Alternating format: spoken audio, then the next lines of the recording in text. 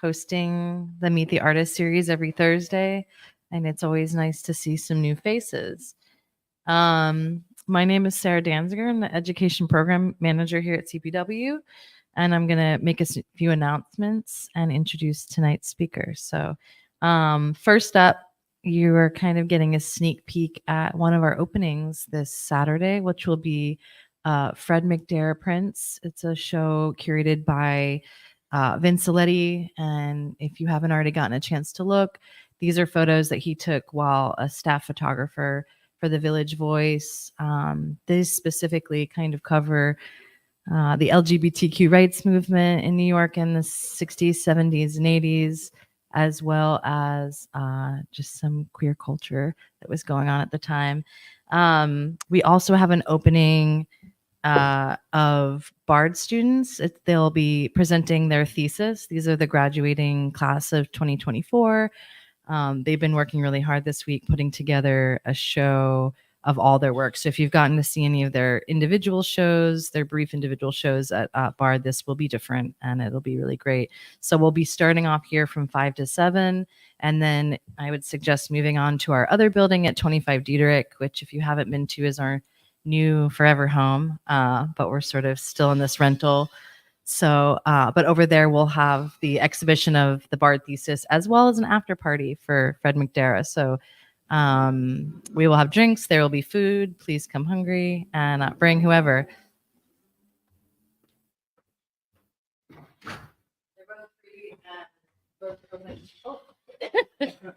Sorry. It's all free. Our openings are always free and everyone is welcome. So please join us. If you don't already have enough CPW plans on your calendar for this weekend, this is the last call for our workshop with artist Naima Green. She was a resident last year. We got to know her. She's really lovely. She'll be teaching a cyanotype class along with community herbalist Mundana Bushi, and we'll be sort of going on a plant walk followed by sort of, you know, looking at these plants through a queer ecology lens and then sort of processing that into cyanotypes. It's gonna be a really sweet weekend. They'll start with a plant walk at Kingston Point Park, and we'll work there making cyanotypes on site, maybe washing the non-toxic prints in the Hudson. And then day 2 will be over at our new building, learning how to make digital negatives and learning how to coat cyanotypes ourselves. So everything you'll learn this weekend about plants and about cyanotypes, you can recreate as a member at CPW and as a human on this planet. In other news, a couple other things. If you don't already know, we have summer workshops. Hello, how you doing? Welcome. We also have teen workshops. So if you have any teens in your life or you have any friends with teens, these are a really exciting opportunity. One is more nature-based. We'll be leaving from Kingston and taking a trip up to the Mountaintop Arboretum in Tannersville for a week in July. And we also have some teen workshops where we'll be doing more like digital photography challenges. So if you have any questions about our teen workshops, we have lots of space, so please. And no experience is necessary. So this is a great opportunity for people who are, you know, just at the beginnings of their process. And lastly, please save the date. You hear it first. Tomorrow we're going to announce a couple really exciting events this summer in July 4th weekend. So it's July 6th and 7th. We have a photo book and zine fair. We have over 25 exhibitors. We'll have panel talks, again, all free, really exciting. A lot of presses from the area that represent both photo books, but also we have some poetry presses. So it'll be a really great weekend. And we have portfolio reviews, which CPW hasn't done in a while. So we've got some great reviewers. Submissions opened today. So you can go to our website, submit a portfolio for $50. If you're selected, you get to have your portfolio reviewed for free by 6 really phenomenal reviewers, which is all on our website. So anyway, that's enough. If you need to use the restroom, it's in the back. Otherwise, I'm going to announce Maureen. Maureen, Maureen Beitler's, I should have asked you that before, photographs are deeply rooted in the documentary tradition, but also drawn draw from her own personal history. She shoots long-term projects which can last years, exploring themes of women's empowerment and resilience, and photographing families and communities often living outside of expected norms. Known for her intimate environmental portraits and landscapes, her work regularly combines these elements with storytelling. Her work as a former intensive care nurse has also informed her approach to photography. As a nurse, it was critical, she quotes, as a nurse, it was critical to look beyond what was initially presented and observed and to not shy away from pain and adversity. That translates to my photography practice and my everyday life. I look for what is true and beautiful about the human spirit, and that process of discovery takes time. So anyway, we're very much looking forward to learning more about your work. Please, can we welcome Maureen to the...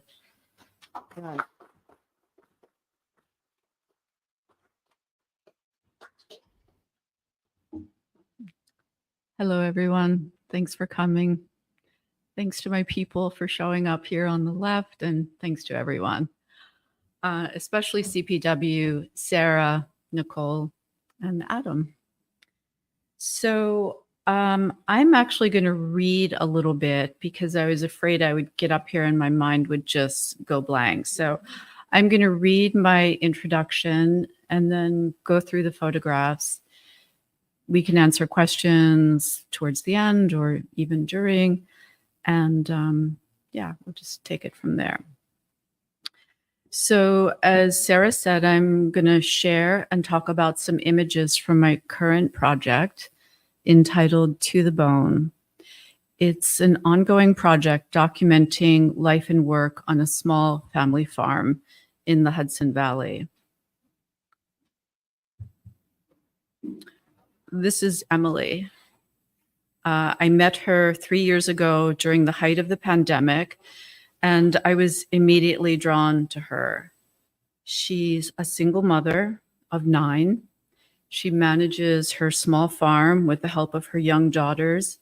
She also has 3 sons, 6 daughters total, but some of them have jobs off of the farm or even out of state. Emily was forced to become self-sufficient several years ago when her husband abandoned the family without warning. They had been married for 30 years. She lives in an old farmhouse on about 25 acres, and the family is loosely part of a self-reliant community that try to live off the land. Sheep, goats, pigs, chickens, and children roam everywhere among all the cast-off farming equipment, old cars. Nothing's thrown away, as you will see, and everything is saved for potential future use. I was really attracted to this idea of independent living, but this seemingly idyllic and bucolic setting contrasted sharply with the hard work of maintaining the farm. Emily, I also learned, had given birth to all of her children at home. The young ones are homeschooled.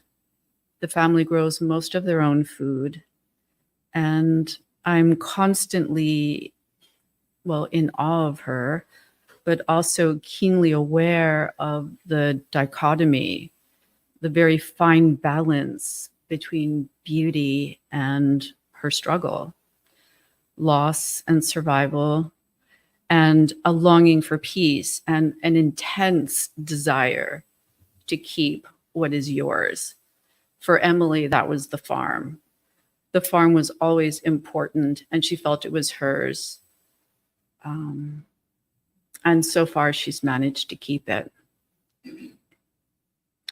Social media is not allowed in her house. I mean, it's not a presence for her kids.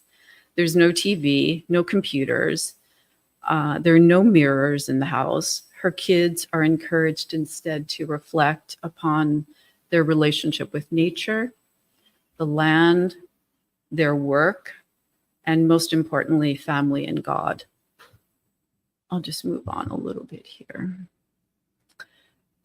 They are part of a Christian fellowship that meet and pray and study the Bible independently. They're not part of any kind of organized religion. And Emily, when I first met her, had warned me that they did not live like other families. Of course, that intrigued me. I didn't know what she meant, but I sure wanted to find out. Their innocence and trust scared me, but it all seems so strangely familiar to me. When I'm with them, I feel at home. And hopefully, I feel that by telling Emily's story, I'm telling my story, the story of other women struggling to keep their families and homes together after unexpected loss and hardship. And I'm inspired by her strength, determination, and how beauty, love, and dignity seem to survive. And to me, she's a superhero. So we'll move on, and I'm going to talk. This is Emily's youngest daughter. At the time the photo was taken, she was 9 years old. Part of her chores, daily chores, were helping to take care of the livestock.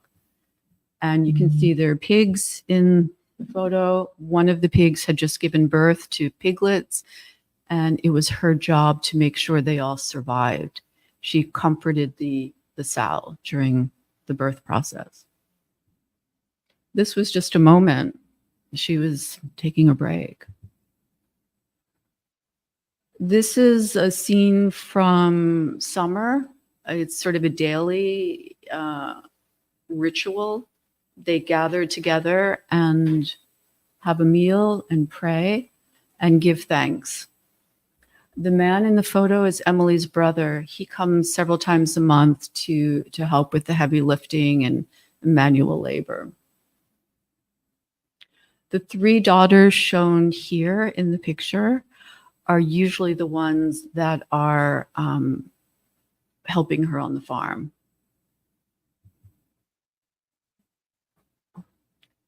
One of the daughters, I would often just follow them around. Sometimes I could get a portrait. They're taking a rest. They had just had lunch after homeschooling and before afternoon chores. I think this picture defines Emily's life at this time. She was still reeling from the loss of her husband, the changes in her family, and I think the struggle to keep the farm. At this time, Emily needed a lot of help. She was on her own. Sometimes she didn't have a car. So I was happy to help her and to try to give back in whatever way I could, because she was giving me so much just by taking me into her family. So on this particular day, I had picked the girls up from school. They homeschooled in different places.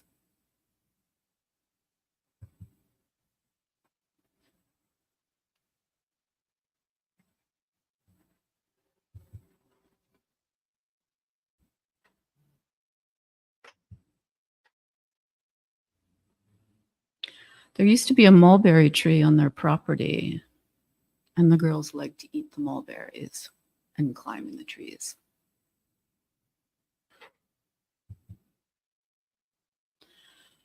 There is a cycle of life and death on the farm, obviously. Animals are raised for food. They're raised to sell. Their sheep are raised for the skins. This is a goat that had been stillborn just a couple of days before. It was one of triplets. And obviously it didn't survive. There was not enough nutrition provided by the mother.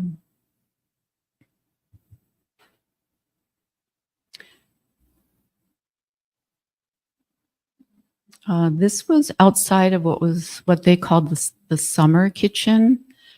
When Emily's husband was still there, this was their kitchen. It was in the barn. For whatever reason, he did not want to build a kitchen in the house. That changed. That was a positive thing after he left. They did put a kitchen in the house. And this was the day the girl was helping with the pigs.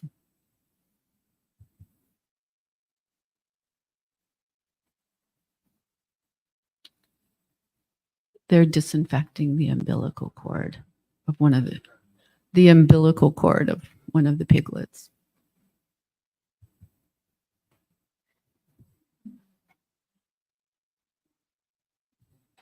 Lots of kittens on the farm.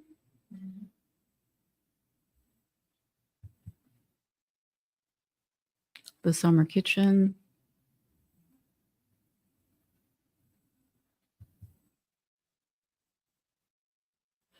This goat is about to give birth, and Emily's trying to calm it, and she acts as a midwife to all of the animals on the farm.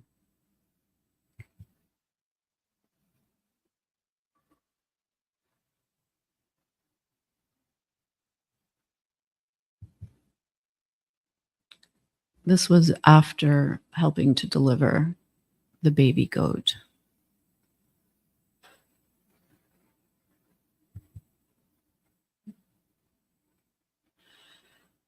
So this is their home. There's a new puppy that's been dropped off, found abandoned. Emily is known as a wildlife rehabilitator, and she rescues animals often. So this dog stayed for a little while, and then a home was found for it.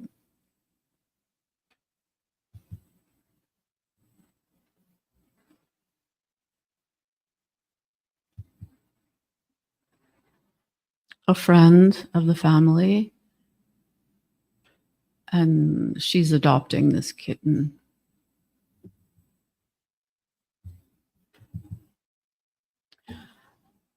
This was an early picture. Emily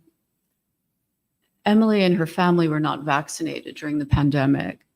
So all the girls are part of the 4-H club, and they were not permitted to participate in the 4-H activities at the Columbia County Fair that year because they were not vaccinated.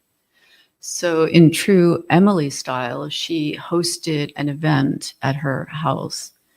So there were lots of kids there. They all brought their farm animals. 4-H officials were there, and so she hosted the event herself.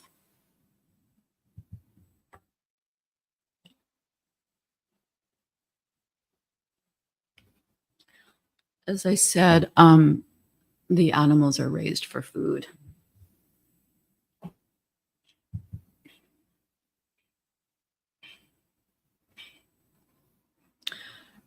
I like this picture of Emily because it was soon after her husband had left.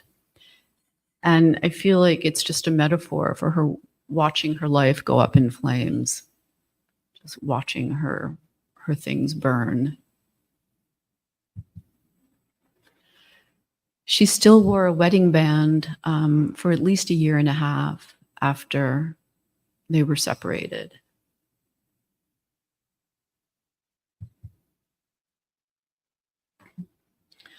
One of the daughters holding a small chicken that they found to be very special. There were two of them. One was the chicken coop was invaded. So one of the other small, cute chickens that they loved didn't survive. So they really kept an eye on this one.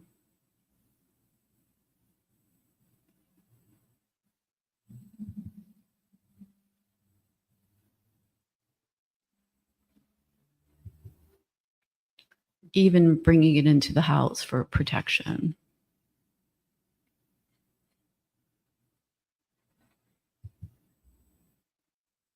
This is a feral cat that they were taking care of. The girls are just amazing with the animals.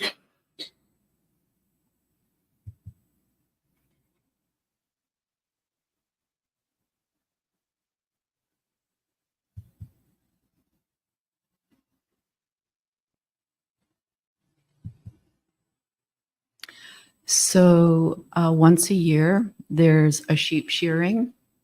Emily has, I think, about 75 head of sheep, and neighbors come, their kids come. It's a big event. So this young girl is a friend of the family, and she's waiting, standing by to help.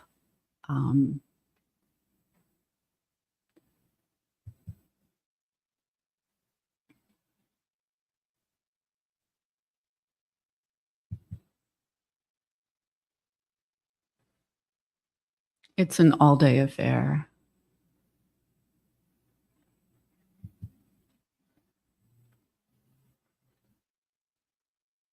You can see some of the sheep are sheared in the background, and she's trying to calm them down because they know something's happening that they probably don't want to participate in.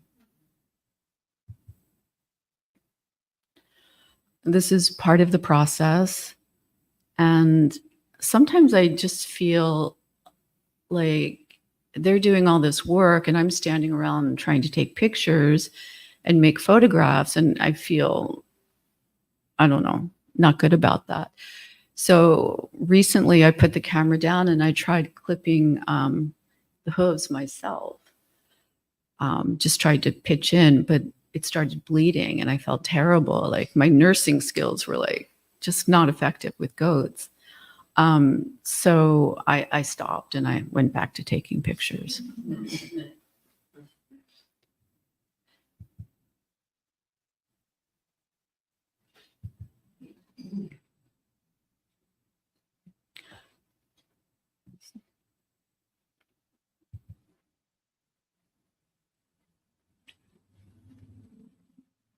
This is the youngest daughter, and we were actually reading this day, and they get very transfixed by stories because they have such a vivid imagination. We were reading Little Women, and they just laugh out loud, and they love the characters, and so she was almost in a trance.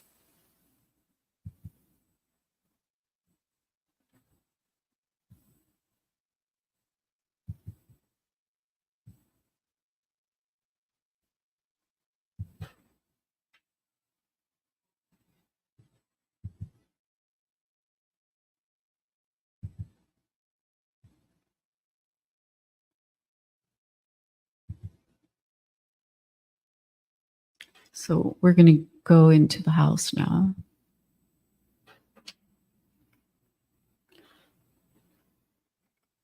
I loved how they just mirror each other, their actions and body positions.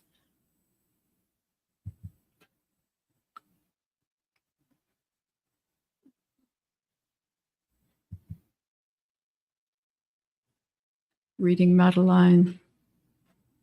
Thank the Lord.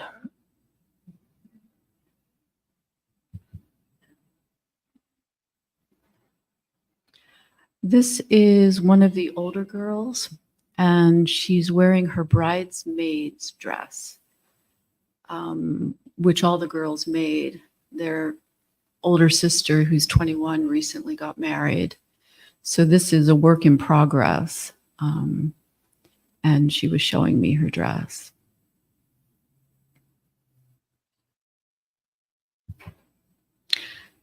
To me, it's kind of an interesting moment here because she just put the dress on and came and presented herself.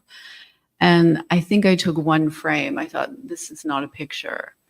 But then I got home and I think it is a picture.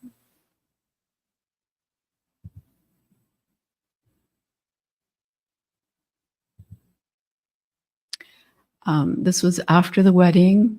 There's a friend visiting, and they reenacted like the bridesmaids and tried the dresses on.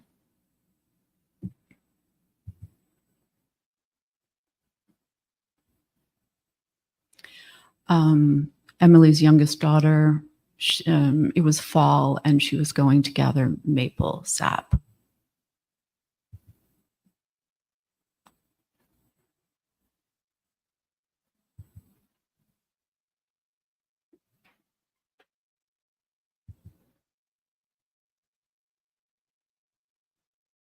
kind of a rare moment where they're all resting after homeschooling, before their chores.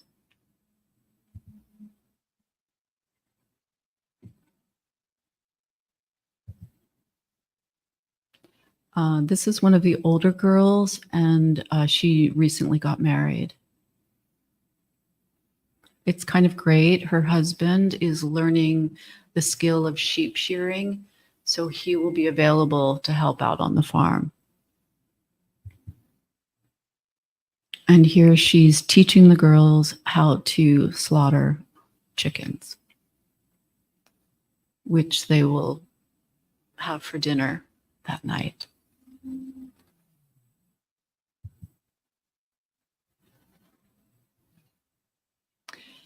You know, they're not sentimental about it at all. The animals are food. They're raised for food. And they're not squeamish at all. And then in contrast, they're so tender with the young animals.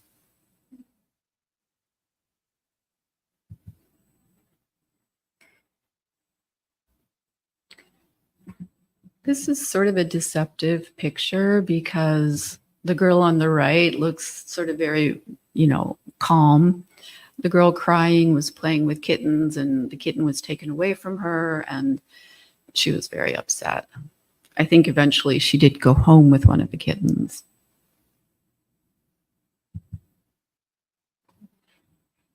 Reading Little Women. We're about halfway through.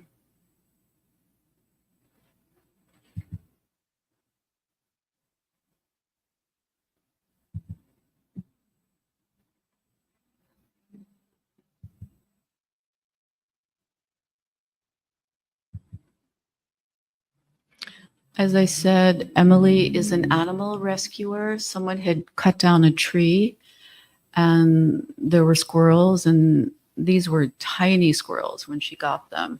So Emily hand feeds them with goat milk from bottles, and these squirrels will survive and she will set them free.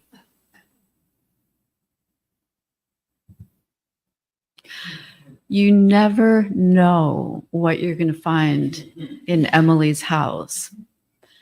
I showed up on this particular day and they said, "Oh, come into the bathroom. We have an owl." So someone had found the owl on the side of the road. It was injured and they rehabilitated it. I think it took 2 or 3 weeks, but it was set free and it flew away. And the girls all participated in this.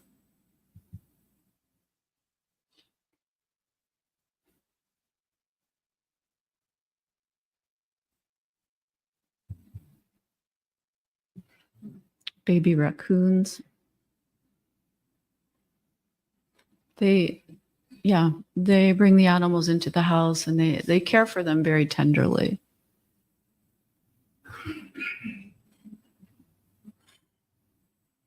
I mean, in some ways, they're all practicing for motherhood.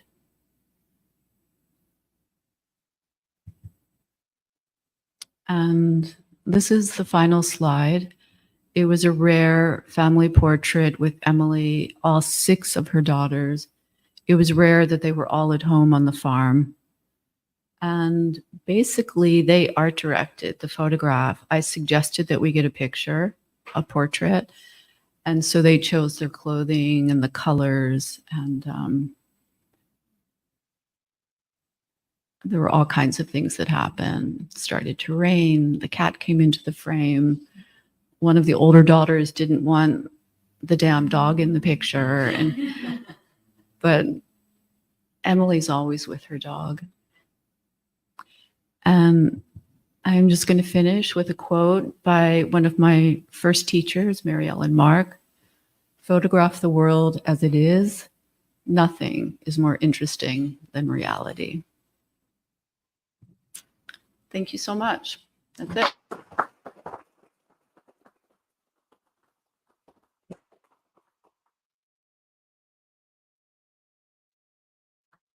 Yes. Where did her notion of this lifestyle come from? No. She told me she always wanted to live like a lifestyle back to the land. She actually recently told me she wanted to open an orphanage, but found that too difficult. So she decided to have a farm. I think she and her husband decided together that they wanted a farm and a homesteading lifestyle. And she loves it. She's very good at it. But she wasn't raised. She was not raised that way. Her parents are very, very middle class, completely different lifestyle.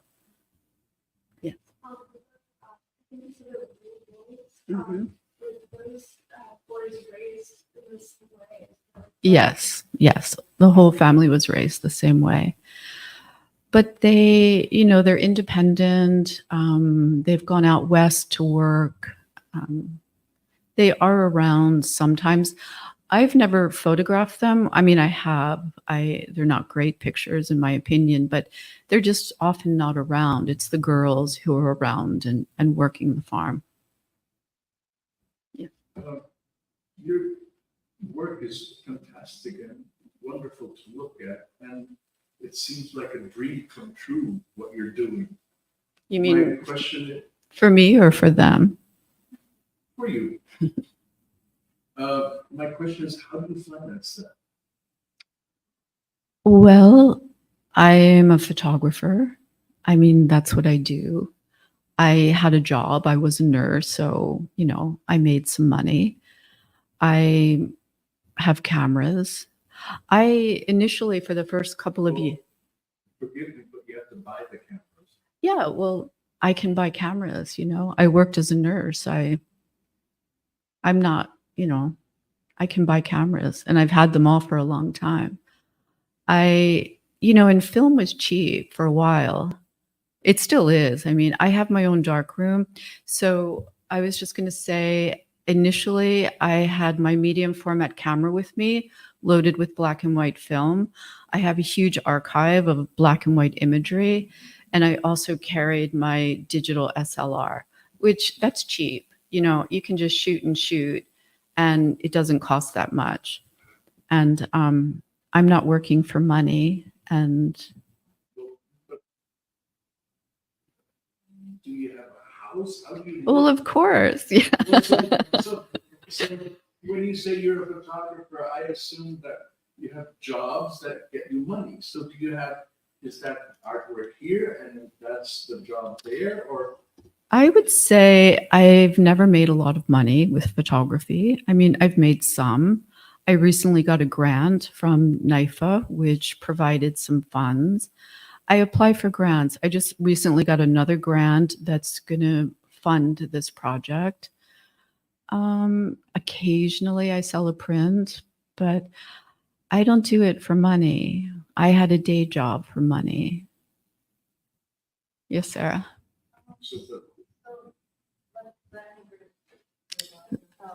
I'm wondering about, and maybe you said this in the beginning when I was still shuffling around, but what is the goal for this project? Is it a book? Is it, do you have like an end in sight, or is it just kind of photograph? Until I drop. Until they're like, okay, no more. It seems like I wanted to keep going. I mean, I recently realized, like, even if I never took another photograph, if they said, like, that's it, forget it, I would still maintain my relationship with them because I'm very connected to them now. I really love them.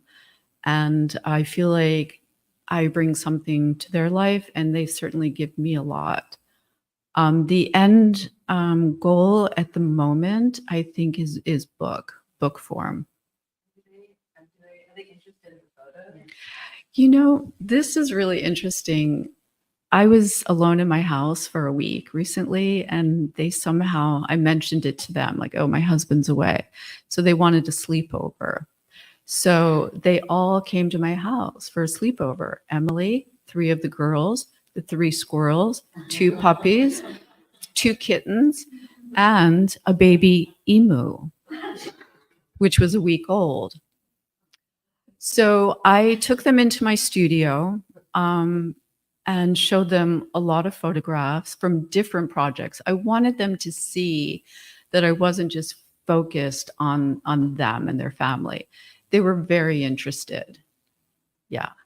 And they like the picture making. Sometimes they're annoyed, and if they don't want to do it, then I don't do it. I put the camera down. Yes. Like we were just saying, did they like the pictures of themselves? They like some of them. I think they're encouraged to not let their vanity come out. So I don't know that they would say, "Oh, I love that picture of myself." I've given them lots of pictures. They have silver prints, they have color prints. I've made little books for them. I know Emily really appreciates that. And I think the girls like it too, but they like smiling pictures. So I take pictures for them because I definitely want to give back, and I take my pictures. And that's how it goes. One thing about the lighting, you noticed that just the beginning of the doorway and capture the light, all natural lighting. It's all natural, available light. Yeah. And that's the beauty of digital. You know, you can just push up your ISO. Yeah. Curious to know how you met Emily. I met her by chance the second time. The first time, there's a road that I walk on, and it was actually her parents' house was on this road. So I met her a number of years ago. And I said, "Oh, you live on a farm. I want to come and visit." And it just never happened. And then during the pandemic, I was here full time. You know, it was very lonely. And I was always out driving around looking for people to photograph. I called it Friends with Strangers. And I met Emily in a town, and I just struck up a conversation with her and asked if I could visit.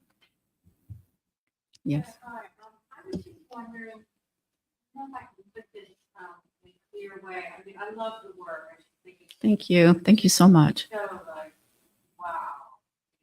Really very taken by it. But I'm just wondering, because like all the questions sort of about the family, about the farm, about the girl, about the animal. And I guess I'm wondering a little bit about yourself and like you're Yeah. an artist who Yeah. has made this work and what it is to kind of be an artist and whatever it is that kind of propels you to need to document whatever it is, whether it's something from your own house or whether it's this family, Mhm.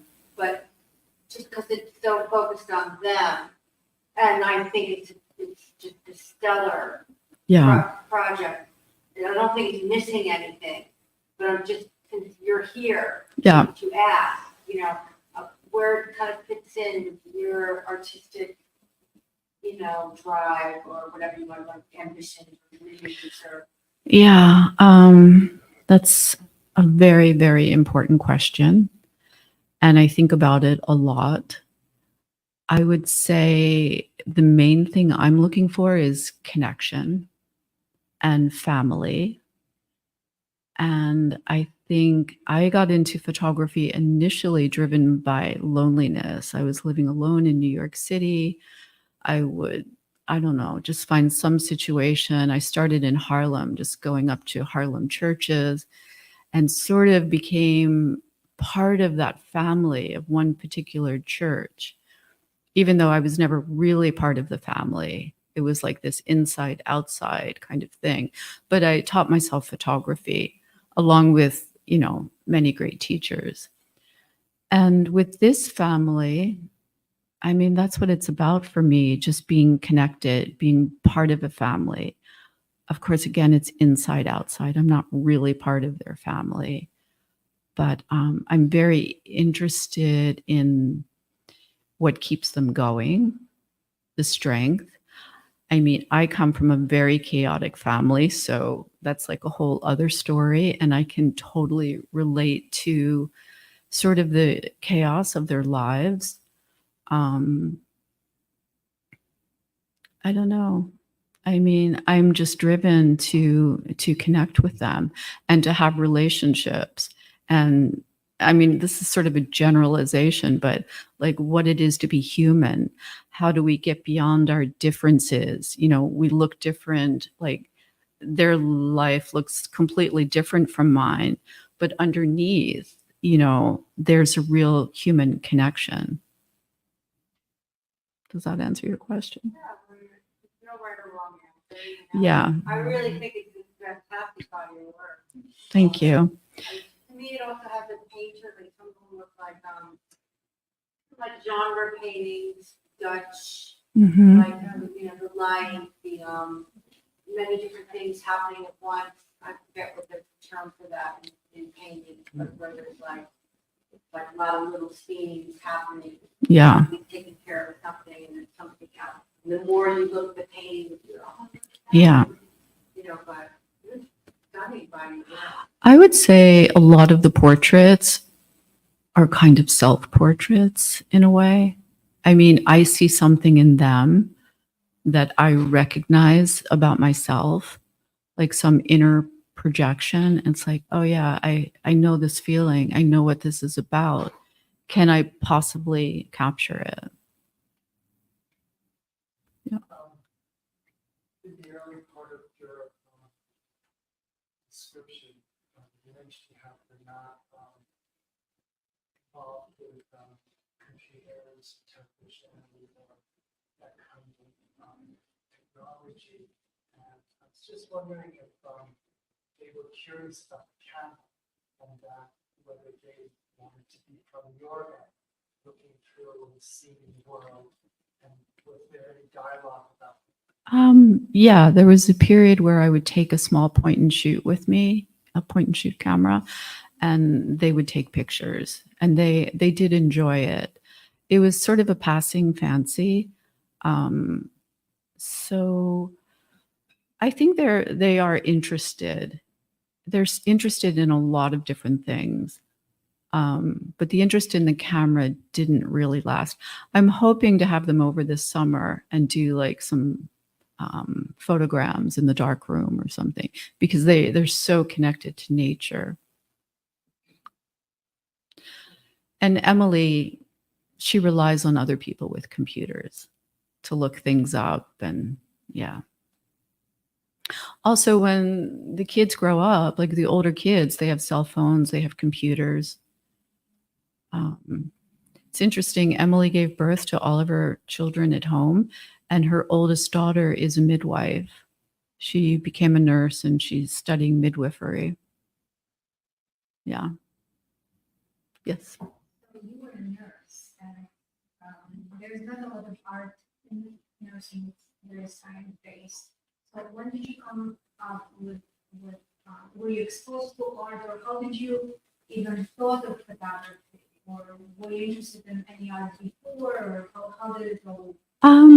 There was not a lot of art in my upbringing. Like, I'm from a very working class family from Baltimore, who often skirted like along the edges of, you know, poverty, paycheck to paycheck.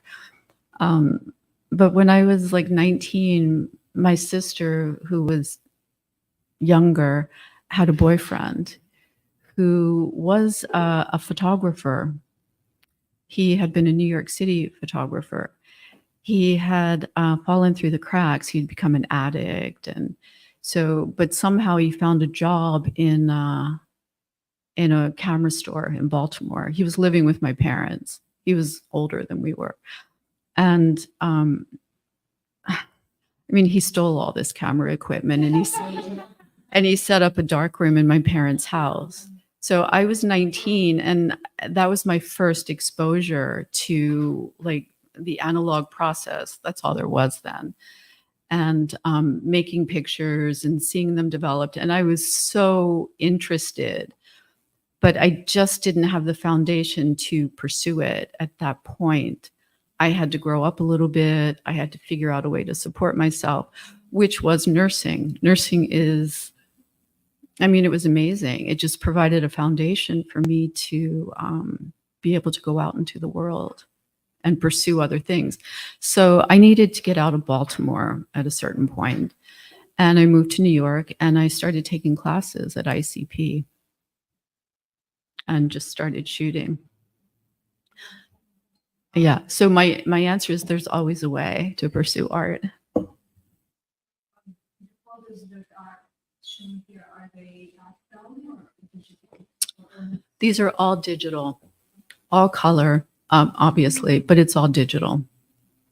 Like I said, I have a huge archive of black and white prints, but you know, this was enough for tonight. Yes. Could you say a little bit the style of clothing all the girls are wearing? Emily wants to instill modesty in the girls. That's part of their like philosophy of life. And a lot of the clothing is handmade. Some of the clothing is given to them, like from the Mennonite community. There's a little bit of overlap, but they are not Mennonite and they're not Amish. So it's about modesty. And they just love this, I don't know, old-fashioned way of being. Sarah?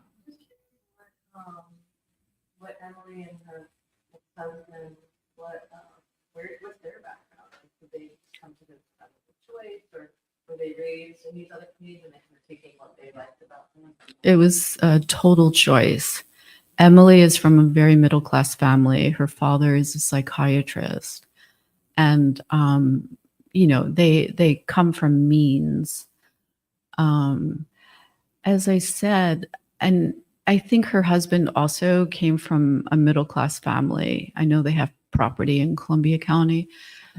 That's what they wanted. Like there's a whole movement of homesteading and they are part of that community. They love it. They feel like it's a clean way to live.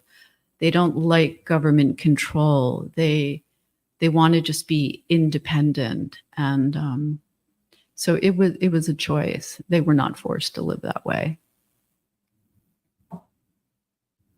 So Yes. I assume she's not registered to vote. I seriously doubt it, but I've never asked her. Do they watch film, movies? Well, as I said, yes, occasionally. They came to spend the night at my place last week.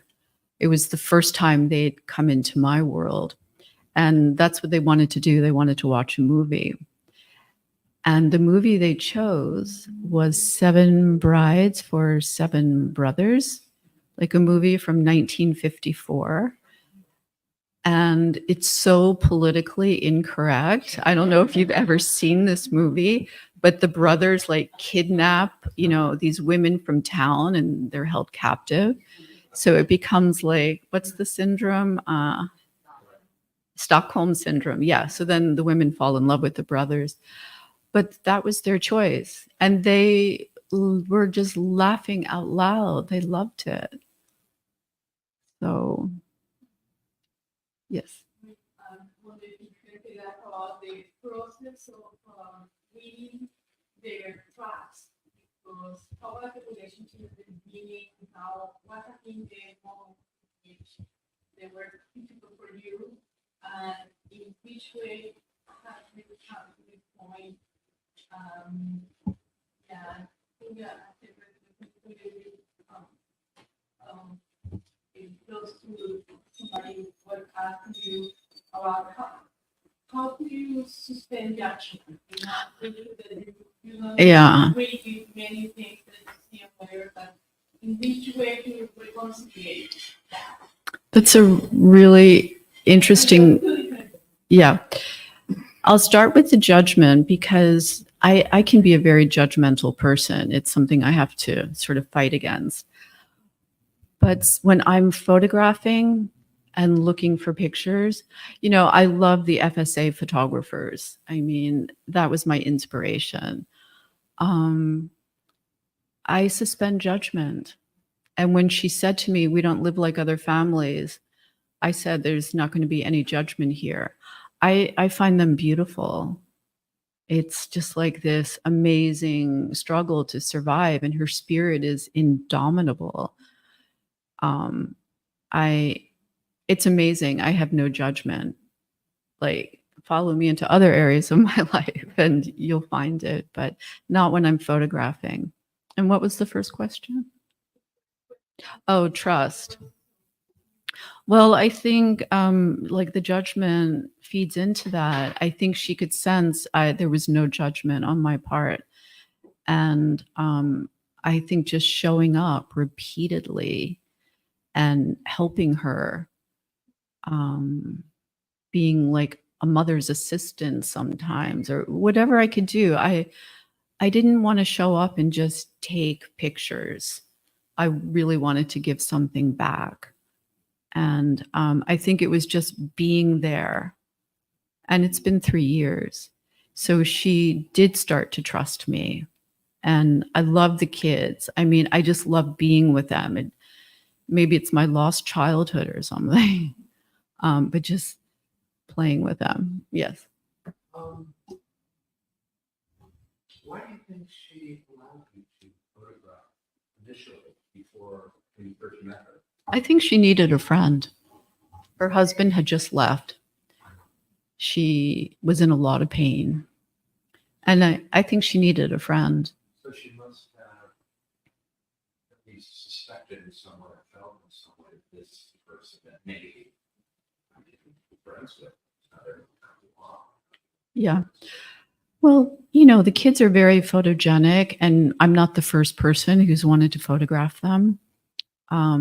Their pictures will show up at the county fair, and they don't even know like who took the picture. But I've made it a point to have a relationship with them.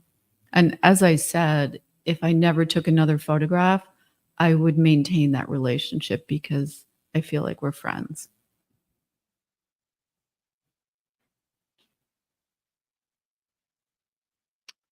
Okay. Well, thank you, everyone. These were great questions, and it was really an honor just to share the work. And it's the first time it's sort of seen the light of day, a lot of the images. So thank you. Thanks, Sarah.